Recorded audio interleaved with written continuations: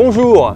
Avant de vous révéler les premiers extraits de ma formation machinisme d'aujourd'hui, je tenais à vous expliquer son histoire, qui est aussi un peu la mienne.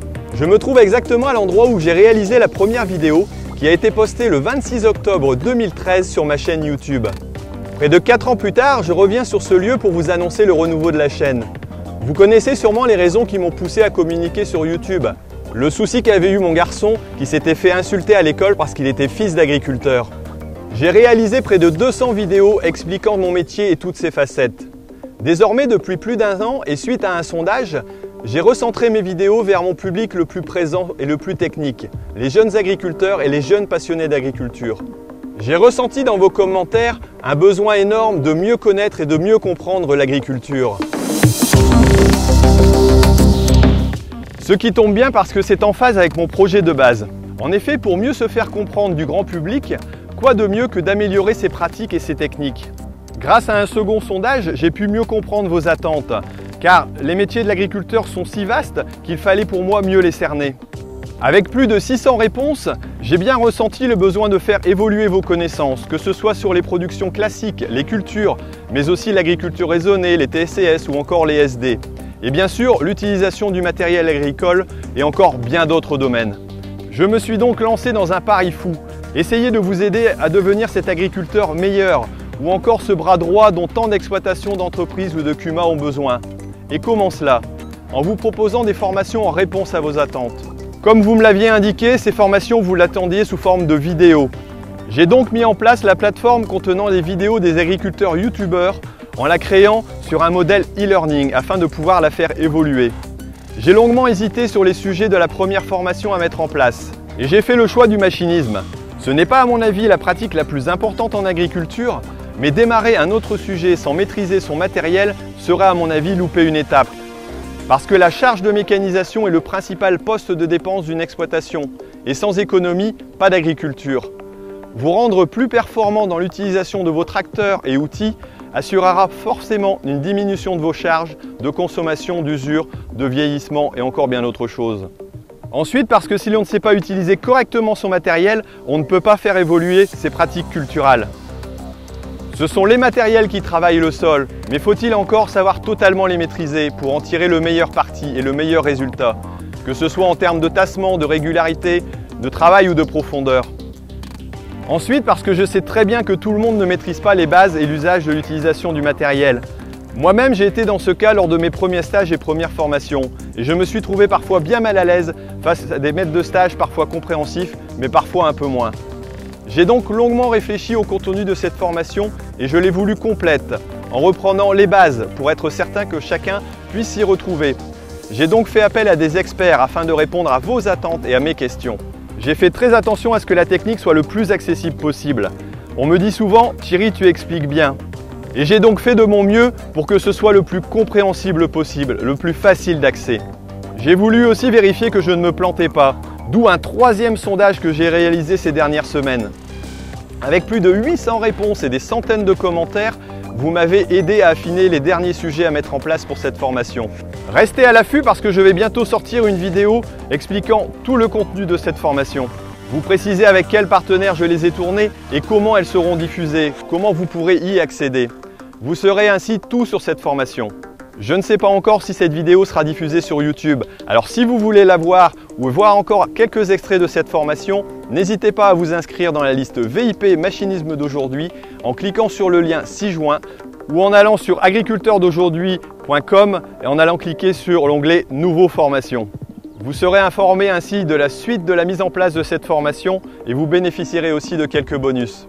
Je ne vous en dis pas plus sur cette formation et j'arrête de vous faire languir. Je vous passe les extraits que je vous avais promis sur cette formation et mettez-moi un petit j'aime ou un petit commentaire si vous pensez comme moi que l'agriculture mérite d'être expliquée.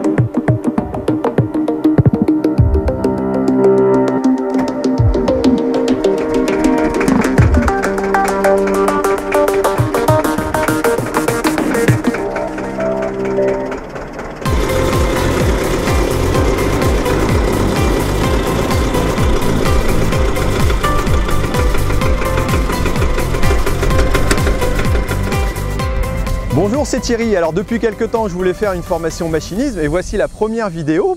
Alors pour commencer, on va d'abord vous expliquer le fonctionnement du tracteur et les principaux organes. Et pour ça, j'ai fait appel à Hervé, voilà, qui est enseignant donc en machinisme. Bonjour Hervé. Alors, est-ce que tu peux nous présenter les fonctions de base du tracteur et puis nous expliquer un peu à quoi ça sert? Dans le temps, on avait le cheval il avançait au pas de l'homme et les premières transmissions qu'on menait sur un tracteur-là, on sent un peu à la vitesse du pas de l'homme. C'est relativement lent, quoi. Donc c'est relativement lent, on est dans les 4, 5, 6 km/h au niveau des vitesses d'avancement. Une évolution, on va dire, par rapport au cheval, c'est que le cheval, lui, ne fait que tirer et le tracteur, il a amené une autre fonction, c'est la transmission d'énergie à un outil qui est placé derrière. D'accord, alors ça c'est ce qu'on appelle la prise de force, c'est ça? Voilà.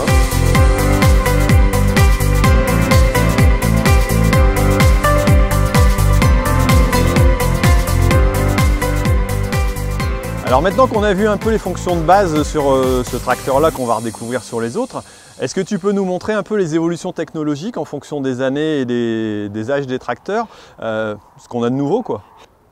Ici, la grosse évolution, c'est que jusqu'au début des années 80, je dois m'arrêter pour changer de vitesse. Ouais. Avec celui-ci, déjà, je peux passer une vitesse tout en continuant ma progression, on va dire, dans le champ. Ici, ouais, avec ce tracteur-là, j'ai toutes les solutions. C'est-à-dire que je vais réussir à séparer la vitesse moteur de la vitesse de transmission. Et à partir de là, l'intérêt, c'est que je veux aller à n'importe quelle vitesse, j'ai le choix, je peux faire avancer le tracteur. Et si tu peux m'expliquer tous les éléments qui s'y trouvent, parce que je trouve que c'est quand même relativement complexe. Il y a beaucoup de choses et à mon avis, je ne connais pas tout. Un autre élément important, c'est-à-dire qu'on a une batterie, elle fournit de l'énergie, oui, mais si on ne la recharge pas, elle s'épuise. Ça, c'est le rôle de l'alternateur. Est-ce que tu peux nous présenter les fonctions hydrauliques sur un tracteur? Alors, il n'y a pas de souci, effectivement, on a parlé de la traction et puis il faut exploiter des outils qu'on va lever, on va dire, à un moment. On reconnaît l'aspiration gros diamètre, le refoulement petit diamètre. Particularité, c'est que ce tracteur-là, il y a déjà 2 pompes.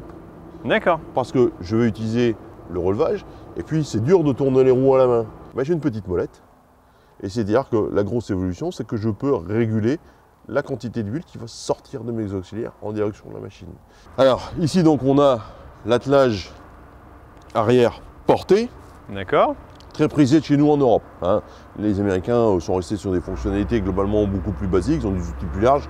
Eux, ils s'y intéressent pas trop. Mais nous, on est en Européens, les Européens, des vrais adeptes du relevage arrière porté. Néanmoins, il y a quand même des différences relativement importantes. Il n'y a aucun réglage ici? Effectivement, il n'y a pas de réglage. Les bras ici sont rigides, ouais, à droite comme à gauche. Donc, l'outil ne peut pas se décaler, on va dire, du tracteur, on ne peut pas le libérer. Et bon, Hervé, tu m'as montré donc l'utilisation du moteur. Par contre, je voudrais savoir pourquoi il y a une différence aussi grande entre ce tracteur-là qui fait 85 chevaux et cette voiture-là qui en fait aussi a priori dans les 80. C'est en fonction de l'usage et quelle est l'utilité, j'allais dire, de cette différence? Alors, qu'est-ce que c'est que ce dispositif que tu nous as fait ici? Alors voilà, ça c'est pour illustrer ce qu'est une force. On reconnaît une masse jerrycan de tracteur. Ouais. Suspendu ici à une élingue, et ça c'est une masse de 25 kg. Donc là j'ai strictement un effort. Voilà, et on voit bien que la masse entraîne, on va dire, l'élingue vers le bas et cherche à faire descendre le mécanisme. D'accord. Seulement, notre tireur élévateur, il est un peu plus costaud et il s'oppose à cette force. Donc voilà, là on a le principe de base, et voilà ce que fait finalement notre tracteur, il génère un effort. Est-ce que tu peux nous montrer sur ce tracteur comment sont transmis la puissance, la force et le couple alors? Pas de souci, pas de problème. Alors effectivement, on a vu que la puissance est transmise par le moteur et je vais transmettre aux roues dans le réducteur final. Ce qui est important à comprendre, on transmet beaucoup de couple sur un tracteur à la roue.